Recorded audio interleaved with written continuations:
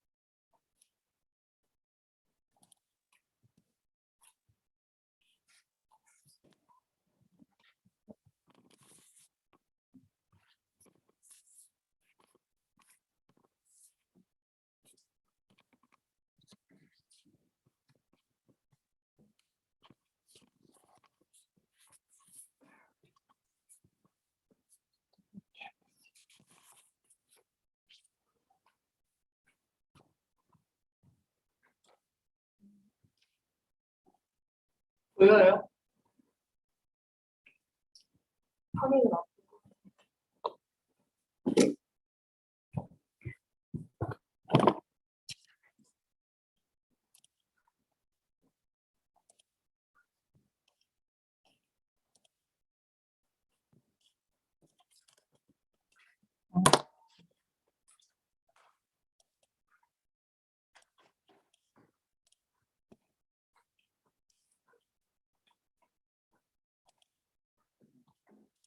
만약에 실판 쓰실 거는 카메라 앵글이 저번에도 그렇고 약간 좀 아래로 틀어져 있어가지고 네, 안 돼요. 선생님 쓰실 때 대부분 별경 별개로 표현하고 만드는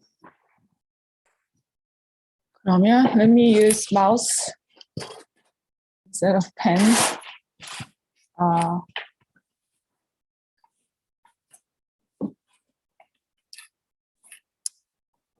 So chapter 9 is about inventory management.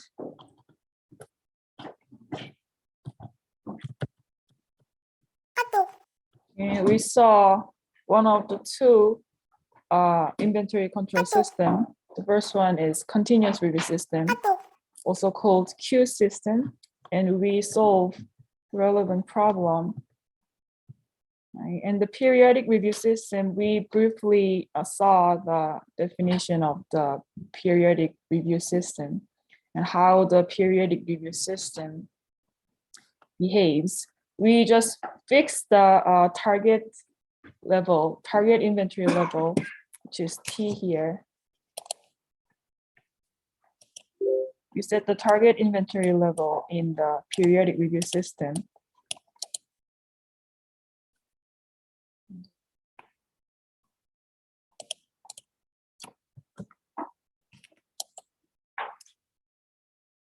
And target level, right? And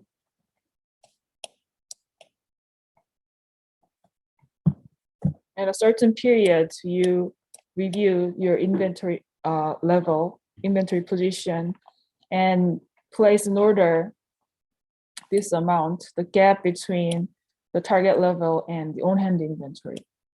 Right? So in the first order, the order amount is this much, Q1, and the second period here, second period, there is a gap, this much of gap between the target inventory level and on-hand inventory. So the order quantity in this case is this much, which is Q2.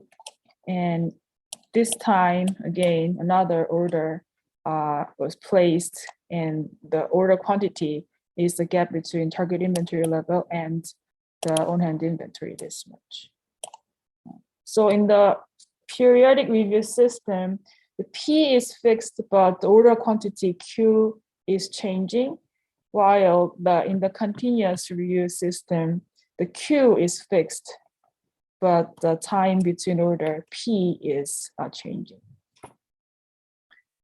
And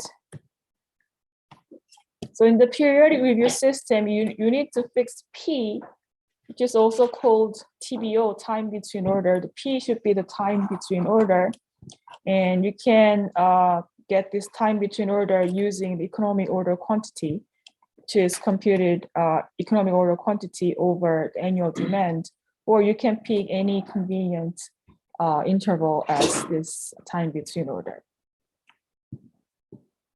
And then to set the target inventory level, you can use this formula. Right, this is the same as what we saw in this formula for the getting reorder point. So the reorder point is the sum of the safety stock and the demand, average demand during lead time. Right. We set the reorder point using this formula. The concept is the same. To set the target inventory level, you get the sum of the safety stock for the protection interval and the average demand during the protection interval. So in the periodic review system, the protection interval is P plus L. Here, P is the time between order, the fixed P, period.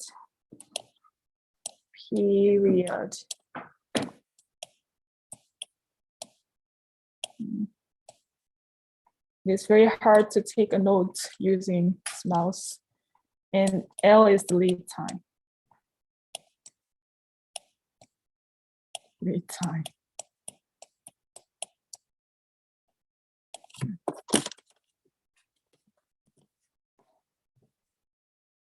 And the safety stock level is determined by the desired probability to satisfy customer demand during the protection interval. which is the service level. The C value is determined by the desired service level or cycle service level. And the standard deviation of the demand during the protection interval is computed using this. So in the periodic review system, the protection interval is P plus L. P plus L.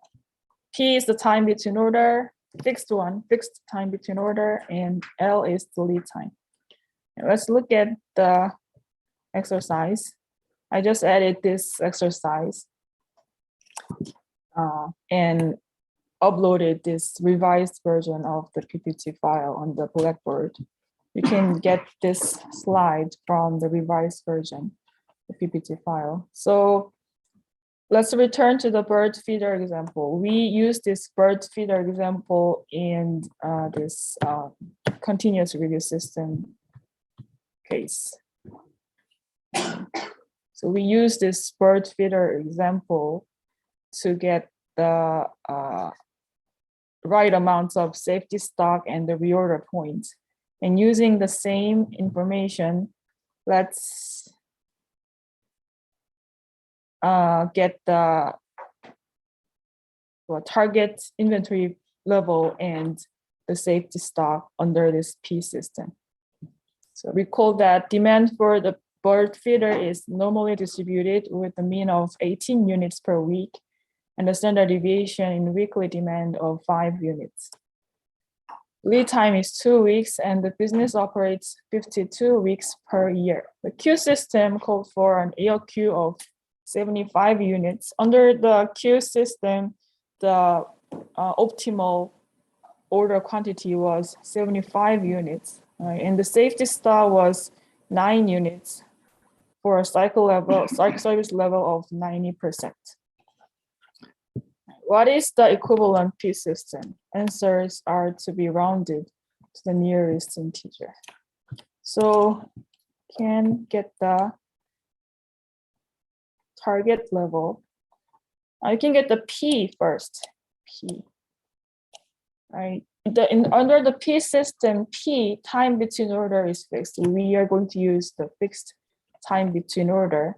We need to set P first under this P system. Right. P,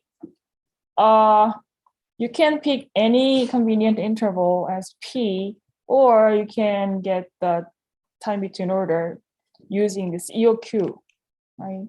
EOQ over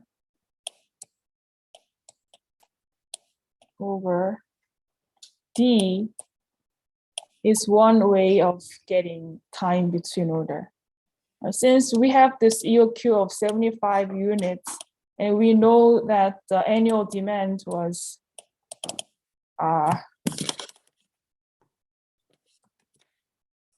annual demand was 18 times 52. Using these two information, we can compute the time between order. And we are going to use that time between order as our P in this P system. EOQ over T. Let me use whiteboard.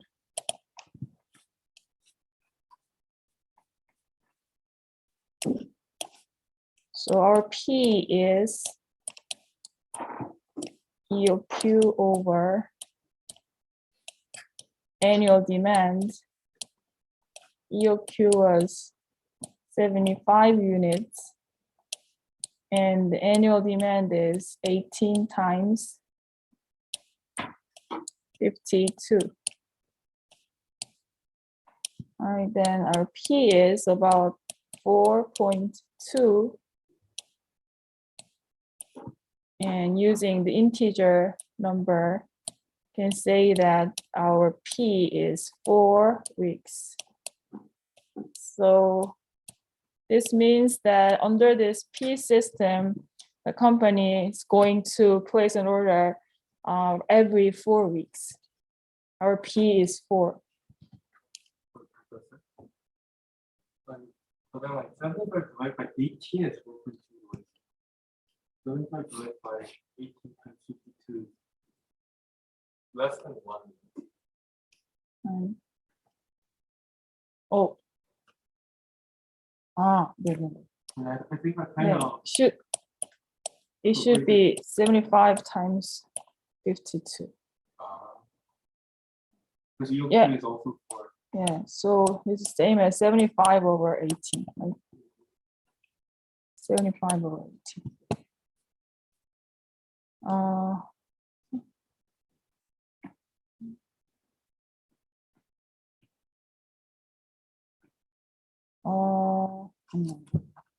Let me see.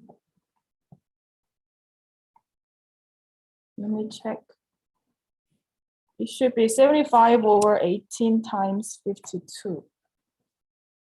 Because we put the annual demand in the denominator and EOQ, the order quantity, the numerator. Right. Okay, so Professor, I kind of don't get it because when we talk about EOQ, the formula was, like you said, TVO equals EOQ divided by T. Yeah, the formula, let me fix this. So the formula is 75 over 18 times 52. Right, this one is right. And it is about 0.08 year. Right. The unit of time is year. So I just converted this to the week by multiply 52. 0.08 year is about 4.2 weeks. And using this integer number, to use the integer number, I use this 4 weeks. So the formula was right. And the original answer was 0.08 year. So the firm needs to place an order for every 0.08 year. 0.08 year is the same as 4 weeks, about 4 weeks. So P is 4, then what was the question? For the target level, you need to set the target level under the P system so that we can compute the order quantity in each period. So T was the average demand during the protection interval. And the P system, the protection interval is the sum of P and the lead time plus the safety stock.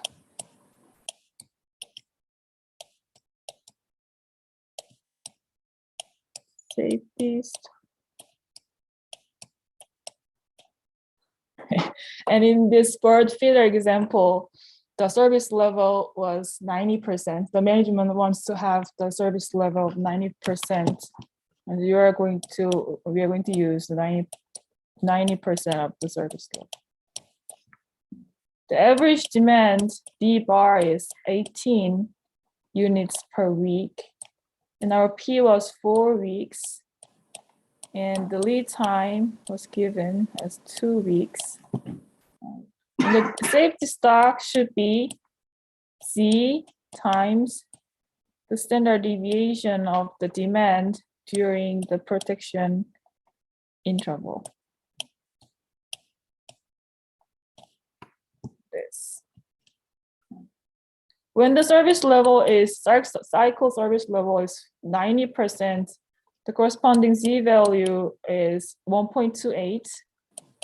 We saw that from the last example, plus 1.28. But what is the standard deviation?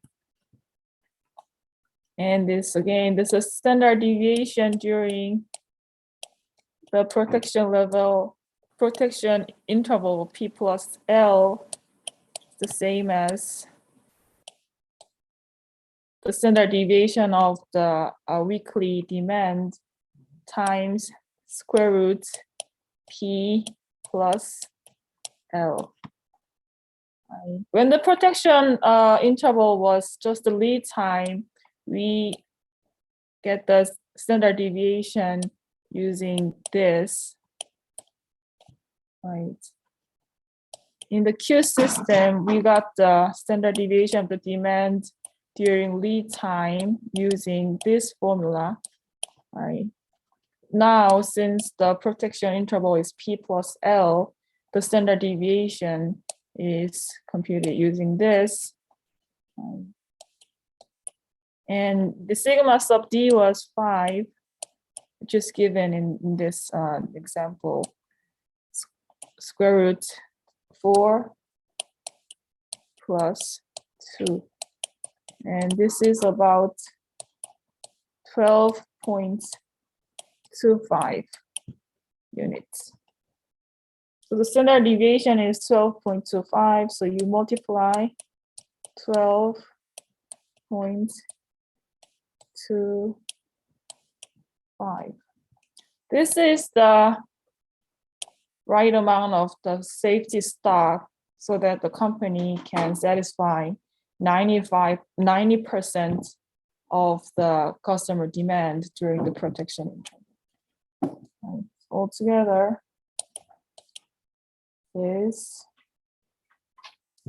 about 124.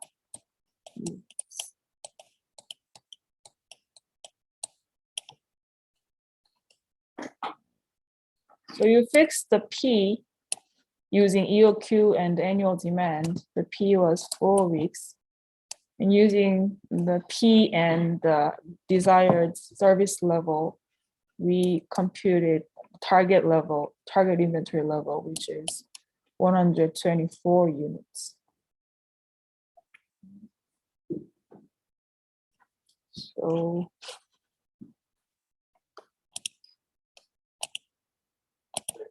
the Question asked us what is the equivalent P system? mhm. So I understood like how we solve the question. When the question asks what is the equivalent P system, what is it that we're exactly supposed to derive? Is it the target inventory level? Yeah, target inventory level and the fixed TBO. Like in the exam, if it reads what's the equivalent P system, don't you understand this? What is the target inventory level for this given situation? Yeah. The information that is relevant to this P system.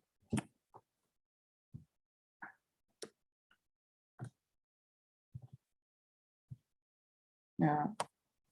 And under P system, either under P system or Q system, you can calculate the total cost like we did for this EOQ. You just assume that there is only 2 relevant costs, inventory holding cost and the ordering cost. Under the Q system, the total cost can be computed like this. So this is the inventory holding cost for the regular inventory. And this is the inventory holding cost for the safety stock. And this is the ordering cost. There is no safety stock under this Q system. You don't have this term. And the total cost function is just this 2. And under the P system, again, the components are the same. We have this inventory holding cost for the regular inventory and inventory holding cost for the safety stock and the ordering cost. Under the P system, the average cycle inventory is computed using this. This one is D bar times P is what the average demand during the time between order. And this one is the average demand during time between order. So the basic component is the same, inventory holding cost parts and the ordering cost part. If there is a safety stock, you need to add some inventory holding costs for the safety stock. Professor. So like you said, we didn't go over the safety stock for Q system, like continuous review system. We got the safety stock level in the Q system. Oh wait, yeah. Oh, we did. Wait, so why did we cross that out for under Q system? Just not. I just assume that if there is no safety stock, you don't have to use this term. If there is a safety stock, you need to use this term. That's what I meant.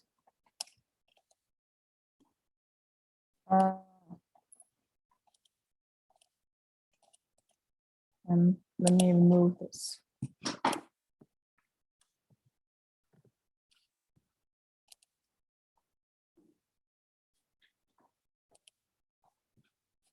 So it is like the generalized formula for this total cost function. There's no safety stock.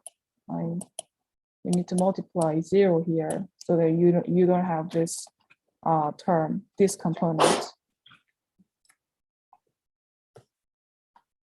So the last slide of this chapter is about the comparative advantage of Q and P system. Using the Q system, review frequency may be individualized. If you are dealing with multiple items, and if you use this Q system, you review the inventory level for all of those multiple items. So that is what this means. Review frequency may be individualized across the multiple items.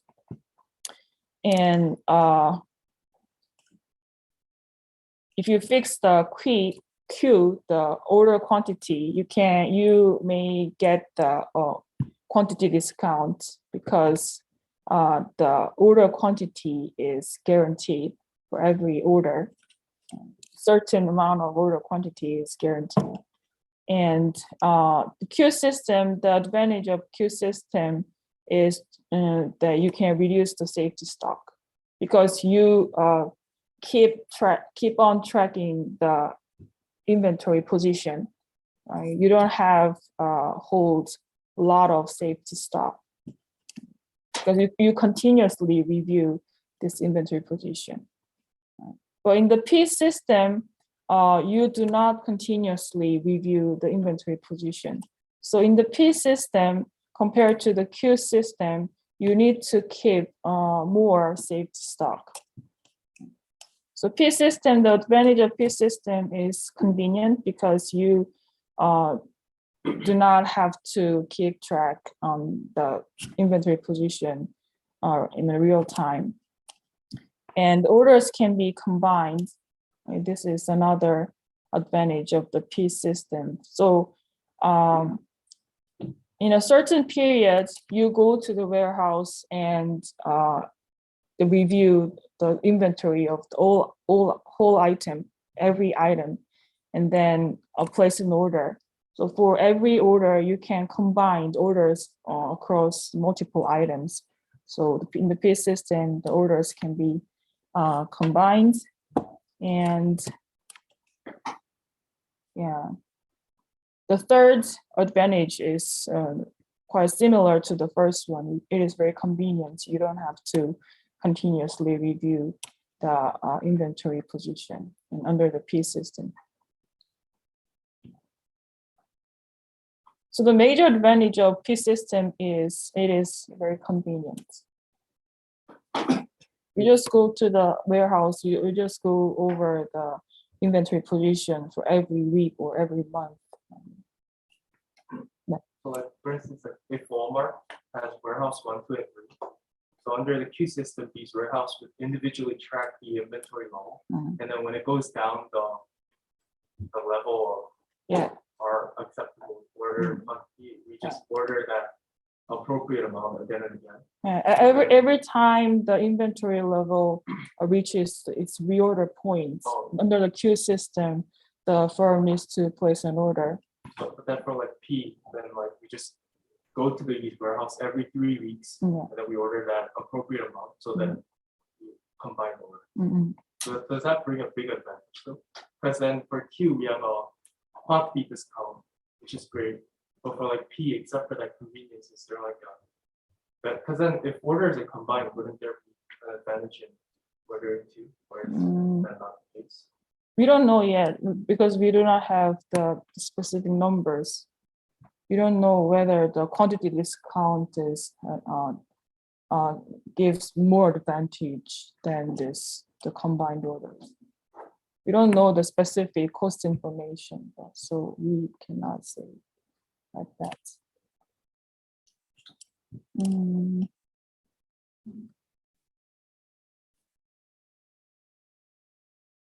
Yeah, I would say it depends on the situation. So there can be some cases where the combined order gives more advantage to the company. Depends on the item, depends on the, can I say, comparative priority of the firm, depend on the industry, so on and so forth. So these are the comparative advantages of these two inventory control system. And next chapter is the resource planning.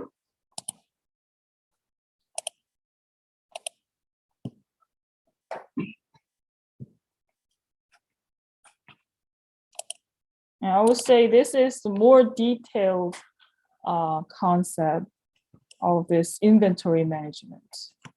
So we are going to see how to set the appropriate order quantity and the time of order for every component of the finished item.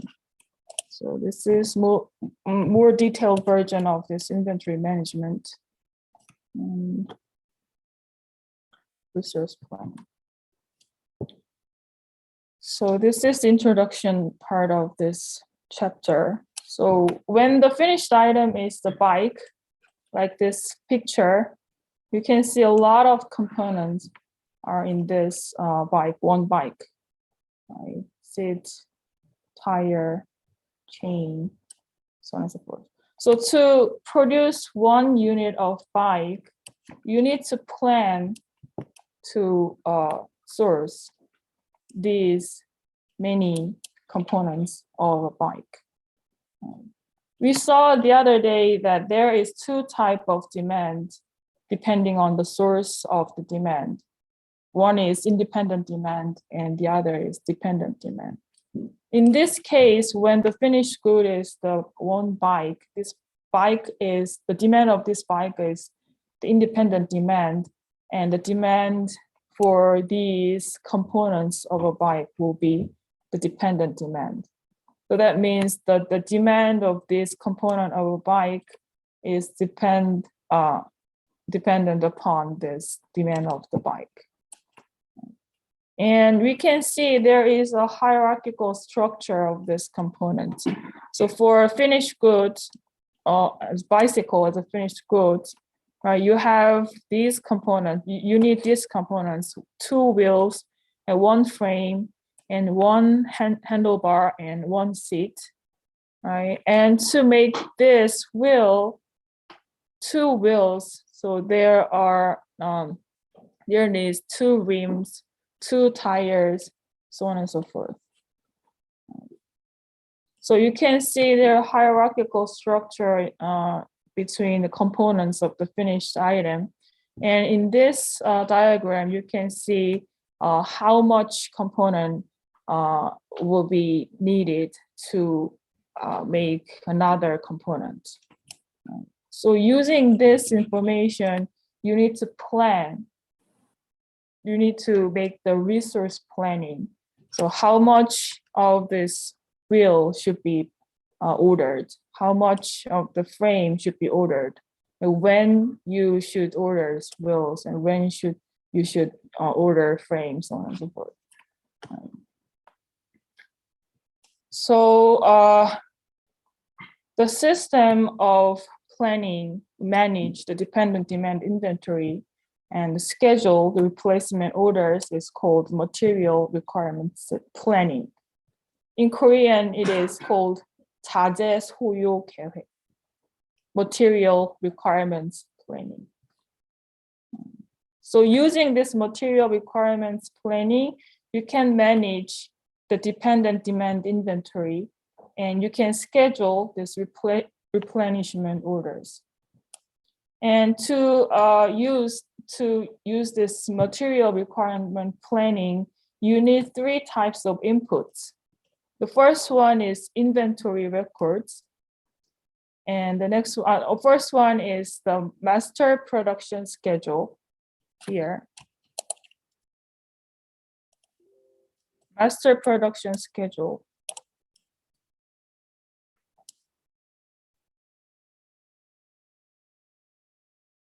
Pen is not working. Master production schedule is also called MPS. Just first letter for each word. MPS is first input of this material requirements planning, and next one is bill of materials, BOM. And the last one is inventory records. So you are going to combine this master production schedule information, bills of materials information, and inventory records information to plan this material requirements. So you can say that the material requirements planning, MPR, is the process of combining this MPS, bills of material, inventory records to plan this material requirements. Right. So here we saw the concept of independent demand and dependent demand in the previous chapter. And we have another terms, parents and components.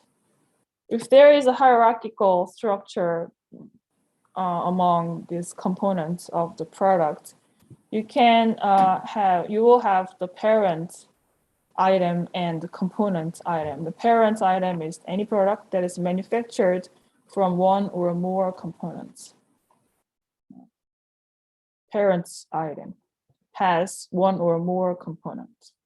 And component is an item that goes through one or more operations to be transformed into or become part of one or more parents. So in a hierarchical structure, the parent item place is higher than the component item. Using the components item, you are going to make the parent item. So in the previous example, in this example,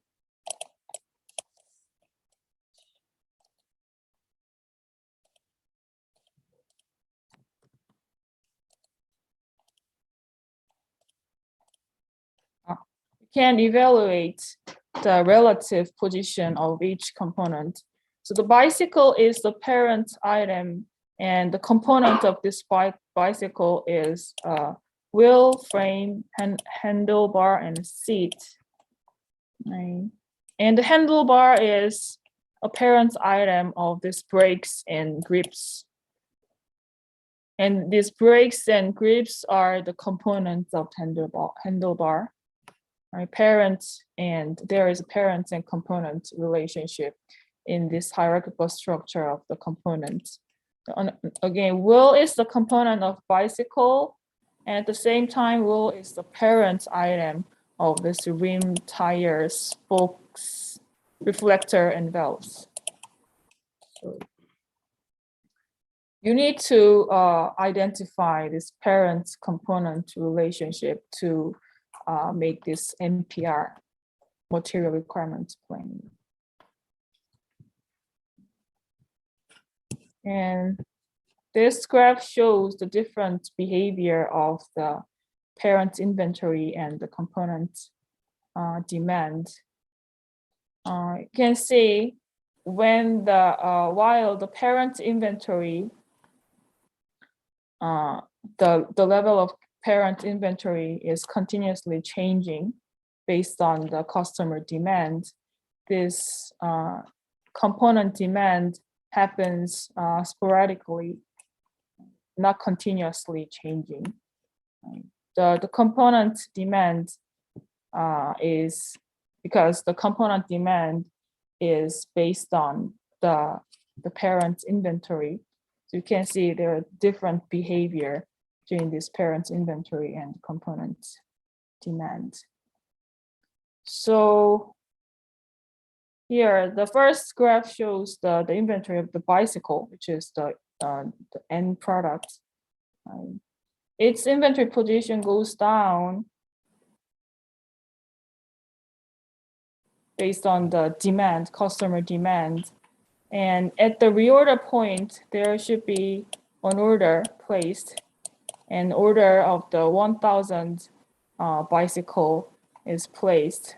And based on this order, what is this? The rim. There should be 2 rims for a bicycle. All right, so if there is an order for 1,000 bicycle, the order amount, the order quantity of the rim should be 2,000.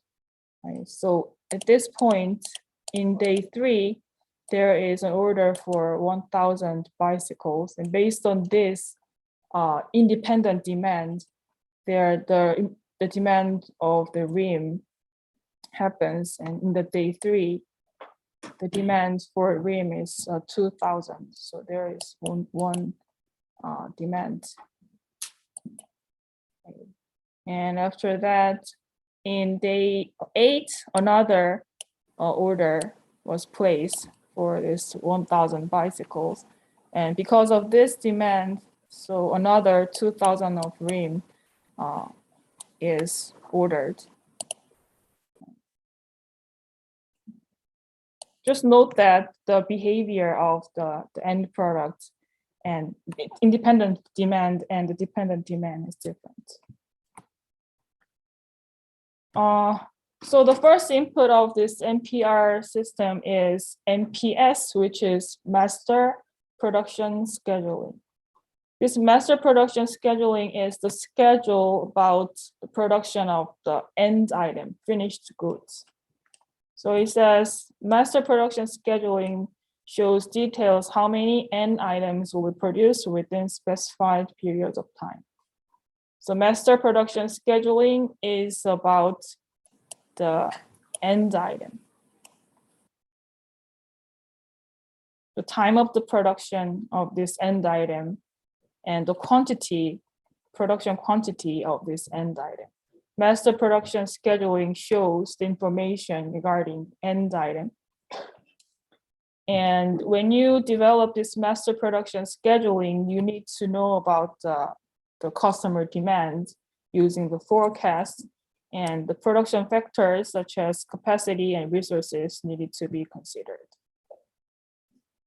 So using this information of customer demand, the forecast, and the capacity status and resource status, you can develop this Master Production Scheduling. And in this chapter, resource planning, this MPS value will be just given. So this is the example of the MPS for family of chairs. So in this company is manufacturing chairs, 3 different types of chairs. The first chair is dining room chair, kitchen chair, and desk chair.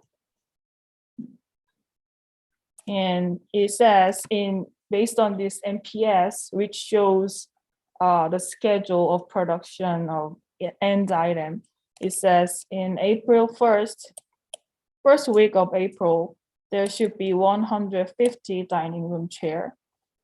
And the 4th week of April, the kitchen chair, 120 kitchen chairs should be produced. Right? And the 2nd and 3rd week of April, 200 desk chair should be produced for each week. It simply shows the production schedule for this end item. and May second week of the May, there should be 150 dining room chair, so on and so forth. And there is this sales and operations plan for chair family. So altogether, the company determined that they should produce 670 chairs in April and another 670 chairs in May. And this sales and operations plan came from another informations. And we are going to see the sales and operations plan in the next chapter. So we just disregard this value for now. And you can develop this MPS using some relevant information. And let's look at how to develop this MPS using numbers. So here. So this slide shows how to develop the MPS. So it shows the name of the item. Name of the item is dining room chair. And it also shows the order policy. Its order policy is Q system, where Q is 150 units. That means for every order, the company will places an order of 150 units of dining room chair. And the lead time is 1 week. And it has the information of this on-hand inventory. And it has this forecast values. And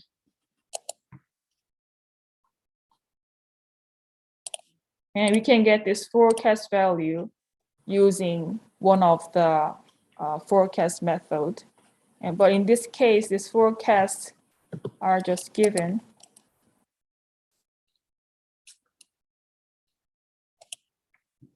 And there is another information on the customer orders, which is already booked.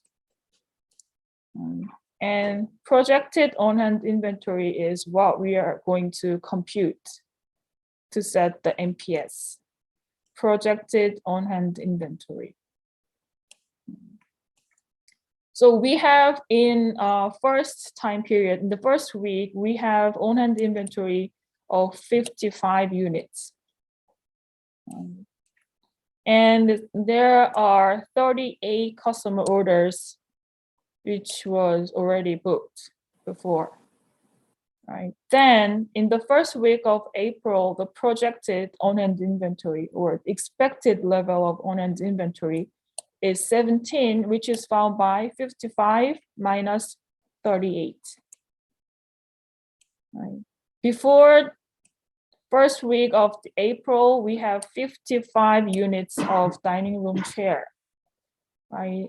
In the first week of April, this 38 units of dining room chair was booked.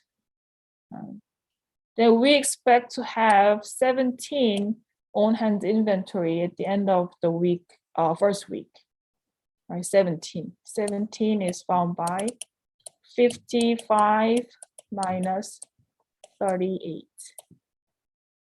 Right. The next period, next week, the forecast is 30 units of dining room chair, and the customer orders that's already booked was 27. Right. We need to satisfy one of these two values, the larger one, so the 30. We have, at the end of the first week, we have 17 on-hand inventory expected, but at the beginning of week 2, we need to sell 30 dining room chair, right? That means there should be a stock out, right? Because on-hand inventory is less than the forecast level. So before this week begins, you need to add more inventory to be sold, right? So here in the MPS quantity row, you need to add your inventory. Oh, let me erase Yes. You need to add the inventory. And since the order policy is 150 units, for every order, you are going to add 150 units of dining room chair. So here, at the beginning of this week 2, you will need 150 units of dining room chair. Right. And since the lead time is 1 week, this amount of order should be placed 1 week before this. So the MPS should start at 150 of the first week of the April. Right? That means you place an order in the first week for 150 units of dining room chair, and you receive this ordered amount the beginning of the second week, so that you can satisfy the either forecast demand or the custom orders that was already booked. So in this case, the on-hand projected on-hand inventory in the first week was 17, and you are going to receive this 150 units of dining room chair in the beginning of the second week. Then the projected on-hand inventory at the end of the week 2 will be 137, which is what? The projected on-hand inventory in the previous week, 17, we add 150 that was received from at the beginning of the week 2, and we subtract the forecast demand, which is 137. We expect to have 137 dining room chair at the end of the week 2 in April, when the forecast for that week is 30 and the MPS quantity is 150.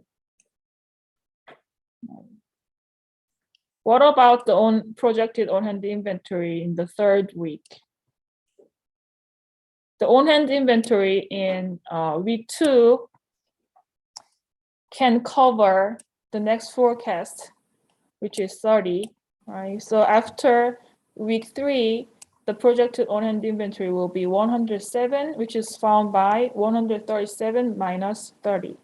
So this is 137, which is the projected on-hand inventory in the previous week minus the forecast.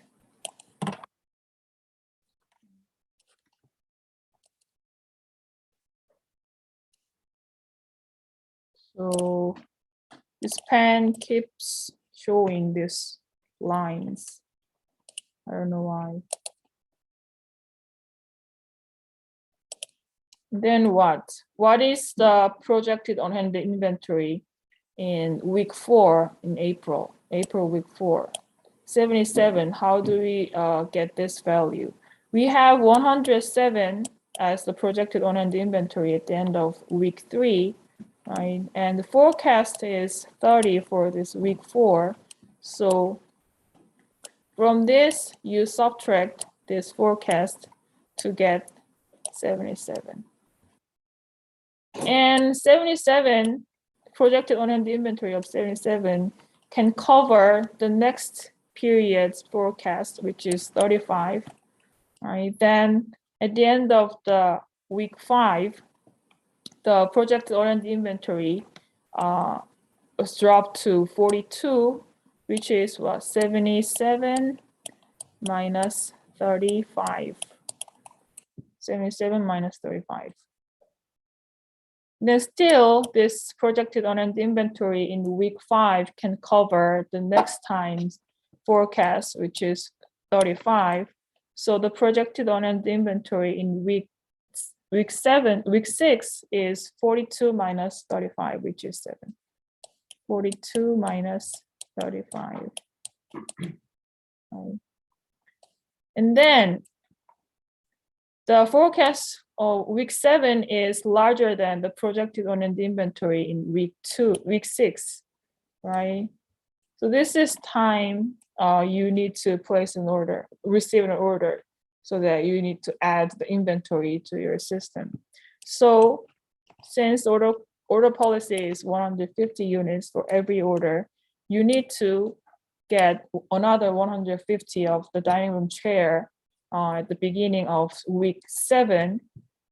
Right? In order to make that happen, you need to place an order before 1 week before that. So in week 6, the MPS should start, and week 7, you're going to get 150 units of dining room chair, right? And all together, this projected on-hand inventory and the MPS quantity, you will cover the forecast demand in week 7. So at the end of the week 7, the projected on-hand inventory will be 122, which is found by what? The projected on-hand inventory from the previous week plus the quantity that we are going to add and minus the forecast, the demand in week 7.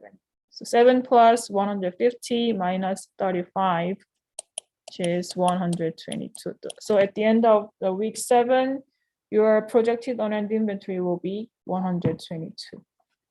And the last week, week 8, the projected on-hand inventory of 122 can cover this 35 forecast demand of 35. So at the end of the week 8, you will have, you expect to have 87 units of dining room chair. So based on this, you will conclude that the MPS of this dining room chair should start at the beginning of first week and the beginning of the 6th week. And the quantity should be 150 each. Based on this, you will have this MPS for a dining room chair. So you need to produce 150 units of dining chair in the first week and 6th week, week 6, right? How do we get this value? Based on this. So using the information of the on-hand inventory and order policy, lead time, and forecast, and customer orders that was already booked, using those information, you can make the plan of producing this dining room chair. Right. The conclusion was what you need to produce 150 units of dining room chair in the first week and 6th week. Right. This is how you developed MPS for an item. And let me stop here. So this is first input of the MRP system. Using MRP, to use the MRP system, you need 3 different inputs. First one is MPS, which is the production schedule of the end item. We just saw how to develop this MPS using the relevant information.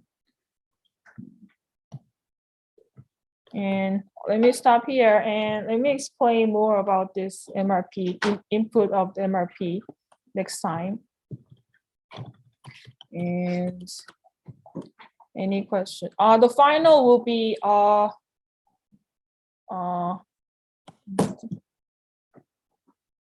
final exam will be 15 of June 15.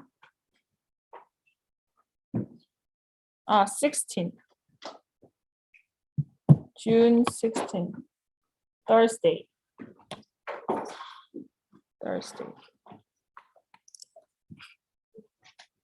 If you don't have any question, you may leave. I'll see you on next Tuesday.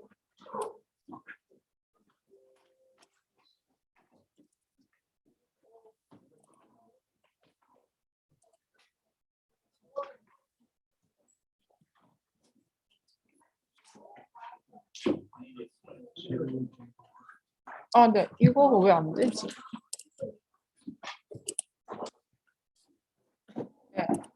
일단 이 부분은 아까 설명하시는 좀 해결이 됐던 것 같긴 한데 저번에 분명히 이제 디펜던트랑 인디펜던트 이벤트를 구별할 때 약간 이제 이 회사의 메인 프로덕트가 인디펜던트 그리고 그 위에 부가적인 프로덕트가 약간 디펜던트 이런 식으로 이해